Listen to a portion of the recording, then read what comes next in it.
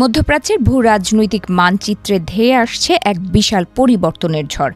একদিকে ইরানের সঙ্গে যুদ্ধবিরতির প্রাথমিক চুক্তিতে স্বাক্ষর করতে গিয়ে মার্কিন প্রেসিডেন্ট ডোনাল্ড ট্রাম্প যখন বিশ্বকে চমকে দিয়েছেন, ঠিক তখনই ইসরায়েলের প্রধানমন্ত্রী বেনিয়ামিন নেতানিয়াহুর পায়ের তলা থেকে যেন মাটি সরে যেতে শুরু করেছে।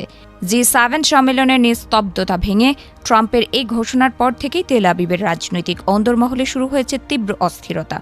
দীর্ঘদিনের পরীক্ষিত মিত্র যুক্তরাষ্ট্রের এই আকস্মিক পদক্ষেপে যেন এক গভীর অন্ধকার নেমে এসেছে ইসরায়েলের নীতি নির্ধারকদের মনে। নেতানিয়াহুর বর্ণাঢ্য রাজনৈতিক ক্যারিয়ার এখন যেন ইতিহাসের এক কঠিন বাঁকের মুখে দাঁড়িয়ে। যে মানুষটি নিজেকে ওয়াশিংটনের অন্দরমহলের সবচেয়ে প্রভাবশালী পরামর্শদাতা হিসেবে উপস্থাপন করতেন, আজ তিনিই তার প্রধান মিত্রের এই সিদ্ধান্তে কার্যত কোণঠাসা। হরমুজ প্রণালী খোলার ঘোষণা এবং ইরানের সঙ্গে মার্কিন প্রশাসনের এই নতুন মেরুকরণ নেতানিয়াহুর দীর্ঘদিনের নিরাপত্তা কৌশলের মূলে কুঠারাঘাত করেছে।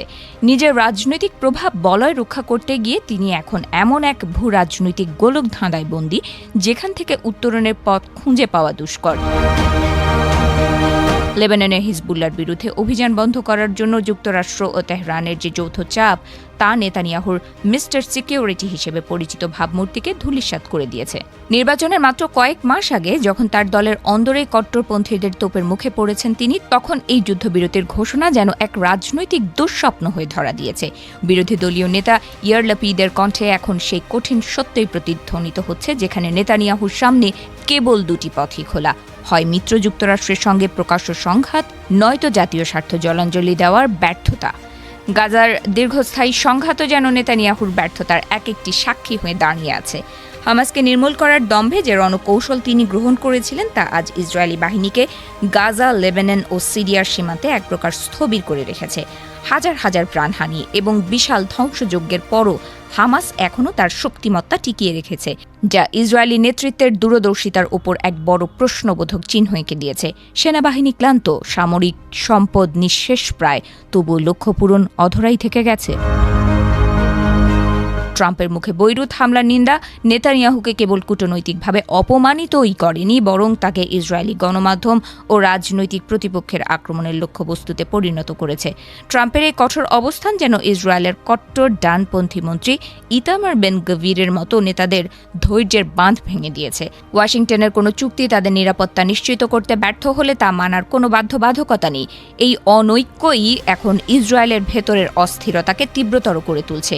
ইরান বিশেষজ্ঞ সিমা শাইন ও গবেষক ড্যানে সেট্রিনোভিচের মতো বিশ্লেষকেরা মনে করছেন, ইসরায়েলের বর্তমান ব্যর্থতা তেহরান বিষয়ক তাদের পুরনো কৌশলেরই ফসল। মার্কিন প্রশাসন এখন আর আগের মতো নেতানিয়াহুর সুরে তাল মেলাতে রাজি নয়, বরং তাদের অগ্রাধিকারগুলো নতুন করে ঠেলে সাজাচ্ছে। ওবামা প্রশাসনের সময় নেতানিয়াহু যে কায়দায় মার্কিন কংগ্রেস ও জনমতের ওপর ভর করে নিজের লক্ষ্য হাসিল করতেন, বর্তমান বাস্তবতায় সেই অস্ত্র এখন অকার্যকর হয়ে পড়েছে। নেতানিয়াহুর চিরচেনা সেই আত্মবিশ্বাসী নীরবতা আজ ইসরায়েলের রাজনৈতিক মহলে এক গভীর আতঙ্কের বার্তা দিচ্ছে।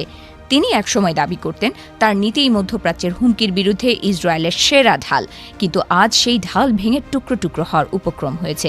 নিজেরই মিত্র দেশের সঙ্গে সংঘাতে জড়ানো কিংবা পরাজয় স্বীকার করে নেওয়া, এই দুই চরম বাস্তবতার মধ্যে দাঁড়িয়ে নেতানিয়াহু যেন সময়ের স্রোতে এক অসহায় নাবিকের মতো খাবি খাচ্ছেন। এখন ইসরায়েলের সামনে নতুন করে সবকিছু বিচার করার সময় এসেছে।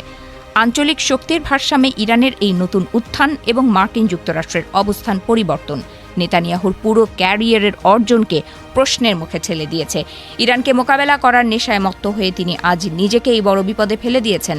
আগামী দিনগুলোতে ইসরায়েলের এই সংকটময় পরিস্থিতি কেবল নেতানিয়াহুর পতনই ত্বরান্বিত করবে না, বরং মধ্যপ্রাচ্যের সামগ্রিক শান্তি প্রক্রিয়ার সমীকরণকেও আমূল বদলে দেবে।